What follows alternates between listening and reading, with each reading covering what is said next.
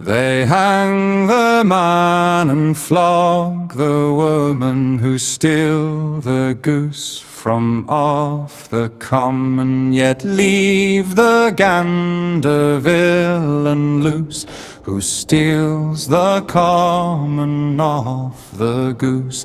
The poor and wretched don't escape if they conspire the law to break. This must be so, but they endure, those who conspire to make the law.